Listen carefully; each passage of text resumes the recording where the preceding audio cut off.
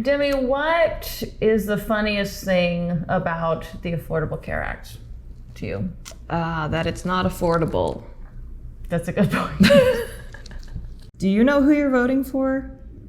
We don't. But the election's coming up, so it's time to figure it out. This is the Are We Wrong podcast. I'm AI Norman. I'm Demi Chang, and we're comedians in Austin, Texas. And we've decided that we are the people best suited to help you figure out who to vote for. At the start of each episode, we're going to pick an election topic from this bucket. We'll start by saying which candidate we think we're most aligned with on that topic. And then we're going to explore each topic and be as candid as you wish you could be. Then we'll reveal each candidate's platforms and we'll re-vote and see if our vote changes. And we encourage you all to follow along at home with that same experiment. Are we wrong? Are we right? Let us know in the comments what we got right and what we got wrong. And if you want to tell us why we're wrong in person, you can come to our live Are We Wrong show. It will be held at Something Cool Studios in Austin, Texas on October 26th at 8 p.m. in time to figure out who to vote for before the election. And we'll have on guests more special than we are to help us sort this out. Tickets are available at the link below or arewewrong.eventbrite.com. Hope to see you there. Let's get started. All right, let's see what the first topic's gonna be. Yeah, do some effects with smokes and stuff. Smoke, fire, toil and trouble. Affordable Care Act. Okay. Is that the same as Obamacare? Yes, that is, Okay. Obamacare is the nickname for the Affordable Care Act. So, Demi, who do you think most aligns with your feelings on this? This is one of the ones I do not know enough about. See, I wasn't even sure if it was the same thing. Someone. This is your before vote.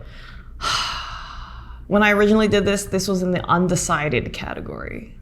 Because I don't know, I couldn't tell you. Just vote. Oh my God. This is what we're expected to do. Okay, I'm gonna go with, I don't even have a dog in this fight. I have VA healthcare. That's a different issue. What do you vote for? Do we need to do this anonymously? Do we need to write? Well, that's what I was wondering, because I don't even just vote on the Affordable Care Act. I literally don't know. Yeah, I don't either. I was just gonna pick someone randomly. I mean, okay, let's go. I'm gonna vote. This is the problem. I'm gonna vote Trump on this. Why? No, we're getting to that in a second. This is just supposed to be the vote. You just vote, and then we'll figure out why. The producer is nodding. Okay, I'm gonna go with, I'll just say Kamala, just to split the vote. Okay, Demi, what is the funniest thing about the Affordable Care Act to you? That it's not affordable. That's a good point. Right. And that no one cares and they're just acting. Yeah, okay, yeah, so each of the words is ironic. Okay, what is the most funny thing about the Affordable Care Act to you? Oh, I feel like you took all the good answers. I feel like we defeat it by saying what's the funniest thing. We should just be funny. We should just be funny?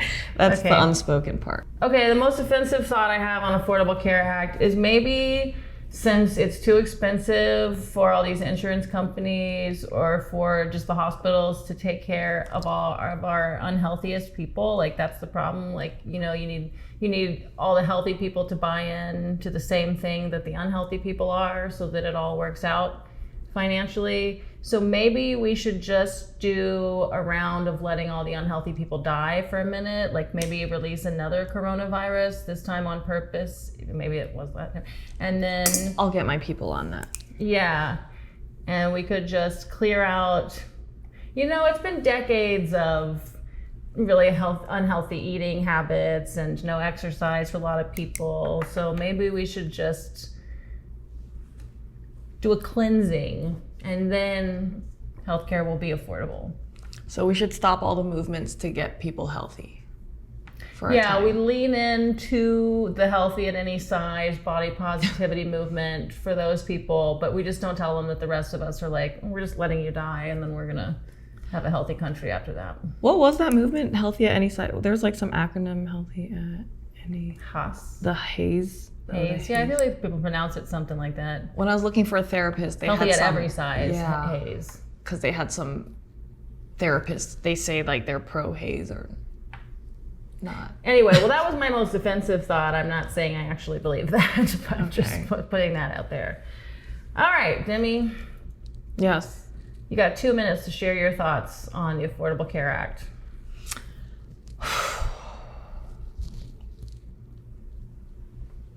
Health insurance. I think everyone should have it.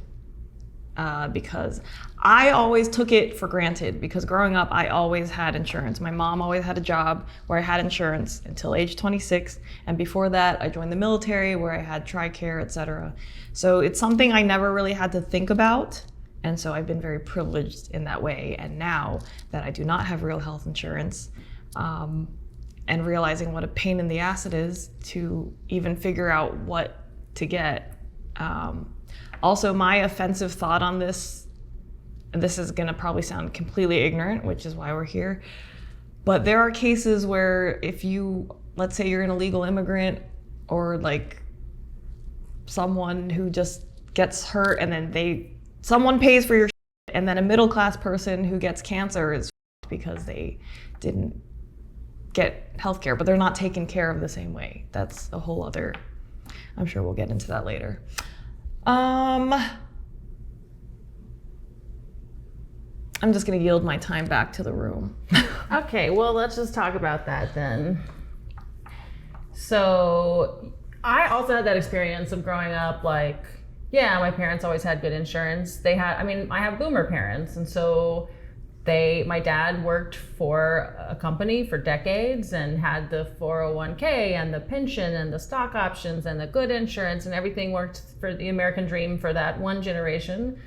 That, and it worked well. So yeah, we never had to worry about insurance, and it always seemed like everything worked, and it seemed like the doctors were competent and on our side, and everyone wanted you to be healthy. It seemed like, there wasn't all this kind of upselling constantly at the doctor. Everything felt, at least from a kid's perspective in the 90s, like it was working well. But so I don't know how much of it is as an adult, like I just don't work for a corporation and haven't spent much time working for places with, I don't know, when I worked for Trader Joe's for a while, they had pretty good insurance, But as an artist, especially, and I know for lots of even non-artists, you either don't get insurance from your job, or you do, but yours sucks too, and it's super expensive. They're taking a lot out of your paycheck for it. Like you said, we call it the Affordable Care Act, but if you buy insurance on the marketplace, then it's hundreds of dollars a month for anything. And I think like the one that I have right now would be $550, $6 something a month if it weren't for the amount that you take out. And that's for like a pretty, like the cheapest reasonable one, the cheapest one where the deductible isn't, your whole life forever. Like the one where like there's some healthcare, you actually will get some healthcare. You actually get a discount on prescriptions and things like that. So what was your experience like looking for? I couldn't even figure out which pet insurance. I was gonna get pet insurance, and then the pets would be better insured than the humans in the house. But are you open to talking about what you have, or how did you pick? I picked, you go into the website and you select through things. Like I said, I looked for something where the deductible wasn't $10,000, where the premium was lower than, but I also didn't want an HMO, because a lot of these things, if you get the version of health insurance, you can get it where basically you're not going to get anything unless you have the most catastrophic thing happen. What was HMO again? See, this is the stuff. I hear about the things, I don't know what the things are. Basically, if you have an HMO, then in order to get any care, you have to see your doctor, and then they'll send you to a specialist, and it's just extremely limited what kind of which doctors that are in network. So that's the situation, right? Like, you're looking through all these. Part of choosing it is that you have to then go, oh, okay, if I'm going to be with Ambetter or Athena or whichever, Aetna, whichever it is, then you can try to look on their list of doctors, try to go on their website and go, okay, if I need physical therapy, if that's even covered, or if I need just a general practitioner or whatever, then what doctors do they have? And you can go, oh, okay, there are some around Austin. But then you call them up and try to make an appointment and they go, oh, we don't take that anymore. Or, oh, we're erroneously listed. So there's a lot of that kind of stuff, like, are we even gonna have care? So I want to see a showdown between the Affordable Care Act and the VA. Because I always hate on the VA and I say that they're like my villain origin story, but they're kind of like leather handcuffs, because golden handcuffs are like a situation that's good and you can't get out of, but right. This is good enough. Yeah, but they're like a dom, because they're like, whoosh, wouldn't you say this is better than having no health insurance? And I'm like, yes, daddy. Right. So I don't understand. In America, we have this insurance situation. I know a lot of people think that we shouldn't have healthcare be an insurance ordeal anyway, that it's weird that you have to kind of, people will compare it to going to the grocery store, and what if you just filled up your cart and then it was always $50 no matter what you bought, and then at the end of the month, the insurance company came back and said, actually, we're not going to cover your tomato soup, but we are going to cover half of your orange juice. And it's like just such a convoluted way to deal with this. In all those European countries where things kind of work better, do they have insurance, or is it, because I know a lot of them, they just like the National Health Service, but then I think you can still, if you're rich, you could still pay for better stuff, but kind of the ground floor is like a decent healthcare for people. Yes. Isn't that what we kind of want? Is just like, and so it seems like some of these things work better when, I know like some doctors and dentists will do a thing where you pay them an annual fee, and then you just have to pay like $100 to get your cleaning. But if you do want it, there's all kinds of different systems people are already starting to opt into. I think why I said that I would think I might be more aligned with Trump than Harris is that I think Trump made it so you no longer have to pay a penalty if you don't subscribe to the Affordable Care Act. When Obama got it passed, that was the thing. In order to make it so that you don't just have a bunch of unhealthy people taking way too much, and you don't have the young healthy people paying in that you need, he said, all right, we're gonna cover pre-existing conditions, but you have to, or there'll be a penalty, a tax penalty, if you don't get this affordable care stuff. But again, is it affordable? And is it really fair to make the young people do that, considering the entire economy has been rigged for the boomers' interests, and they're not? So I'm not really sure. I have no idea really what either of their positions is on this. But for a long time, it was always like, should we be moving incrementalist approach-wise toward just making the shitty, cumbersome health insurance system work better? Or do we need to go, that's more the Clinton way, or do we need to go more of the Elizabeth Warren, Bernie Sanders, healthcare for all, get rid of this whole system, institute a national healthcare system? But that's not, isn't Kamala Harris, she's probably just kind of like, I don't know, this is good enough. Yeah, I'm assuming Kamala will just keep what's in place, which again, I don't know the full extent. I do like the European method, and I know a lot of people like to be like, you're a freaking socialist or whatever. Like, I don't understand what's wrong with some parts of the socialist belief system, like the universal healthcare system, the universal education, that stuff in Europe. I like the idea of that. But then people talk about, you're getting taxed at like 60% or something crazy, but then you're getting all this other stuff in return. I think it's just a lot of us in America are thinking, look, if our taxes seem to be used well we would be, but it seems like a lot of our money is being used on like wars in other countries or whatever. And so maybe we don't want to be paying that much taxes. And maybe that's why they say in the European countries things work better, because you always hear, well, our country's too big and diverse for us to pull this off. And like, if you're a little Northern European country that's much more homogenous, although that's going away, but maybe then you all can feel such a sense of brotherly, sisterly love that you're all willing to like pay into this thing together so that the ground floor is high enough for all of you and you can make it work. But I just don't know. Like, I want there to be a situation where, yeah, we all pay taxes, and then there's the ground floor, just like there's a ground floor of education, although that ground floor keeps getting lower and lower, but we all pay in so that we all get some amount of free education, some amount of free healthcare, some amount of free libraries, and whatever else, roads. Yeah. And so the bottom floor for healthcare should be something. But it's like you say, it's like right now, if you are super poor, whether you're an immigrant or whatever, you can just go to the emergency room, get it, and then kind of like never pay your bills or... I'd have to look into it, but that's what it feels like. But yeah, I don't know. I finally gotten to the point where I'm not, I used to think I was so far left.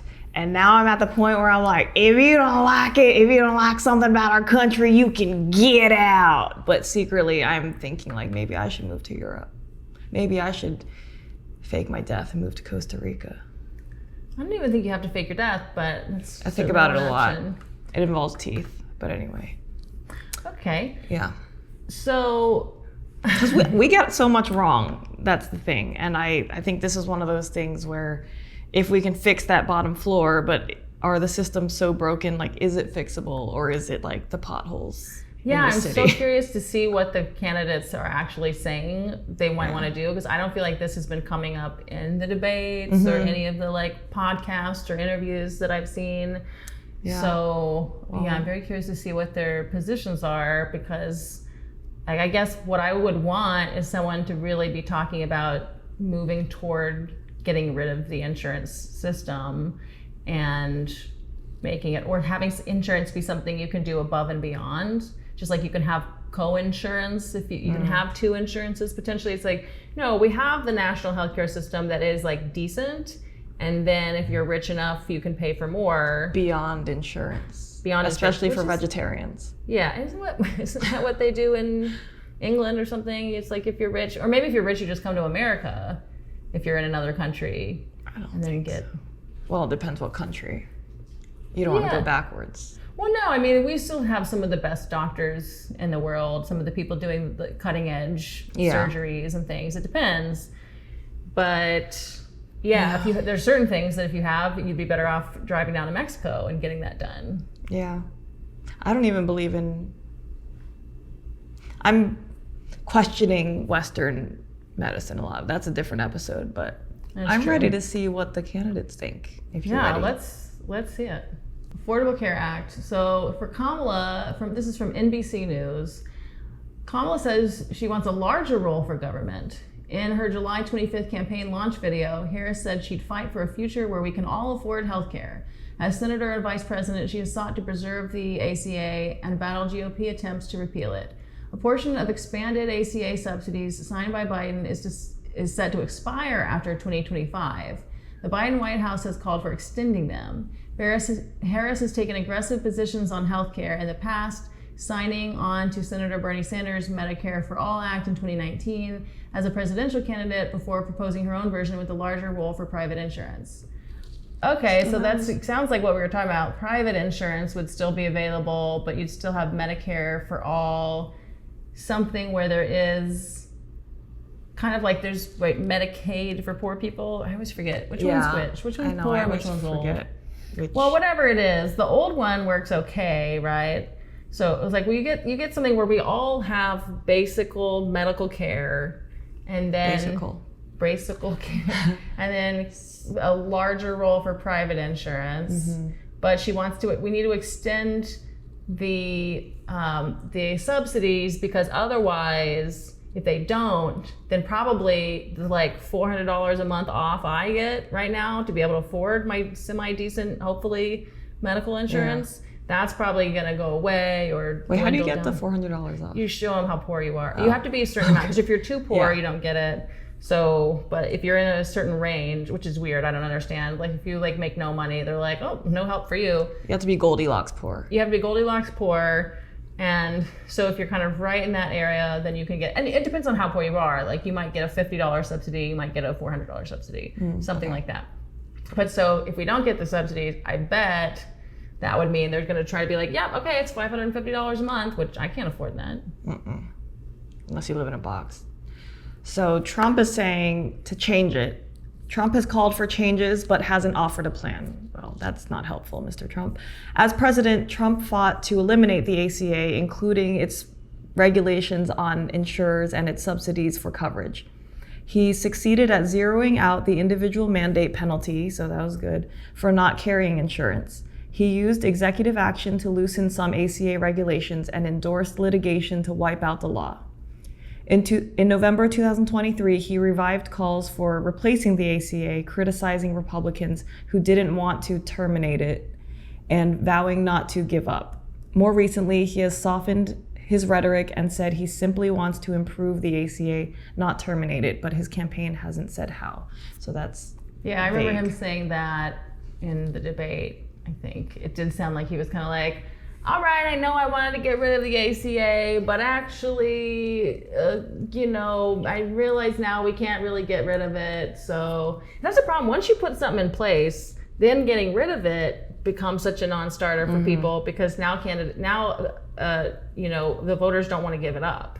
And the same way people didn't want to give up their good health insurance in order for a plan that's better for all. Now everybody with the ACA is going, hey, I can kind of afford this is working. Please don't make me figure out the next thing. Don't take this away from me. So Yeah. now they've moved the goalpost. Now the starting point is we've got ACA. It's kind of working. Because what if the next thing is worse? What if the next thing? What is if worse? it's you can have this insurance but no women's health care or whatever? I don't know. Yeah. So I guess my gut instinct, my initial vote, it's like, do you go with the devil you know? Even though I don't know this devil well, again. But now we're just doing it based on the positions that they Yeah. say that they have. Now, who do you feel more aligned with? Now let's vote. Can you take our vote? All in favor for Donald Trump for the Affordable Care Act? All in favor for Kamala Harris on the Affordable Care Act? It's Kamala. the eyes have it. What did I say? Kamala. Oh. That's how Republicans say. I'm trying to be. Yeah. It's a microaggression. No, let's do it every other way. So that way we're being nonpartisan. Sometimes should you we- pronounce it right, sometimes you pronounce it wrong. For next time, I'll make a little popsicle stick. Yeah, thing. I like the popsicle sticks. Yeah. Can we make that? That would be fun. All right, so that's 2 points on the board for Kamala Harris when it comes to the Affordable Care Act. Are we wrong?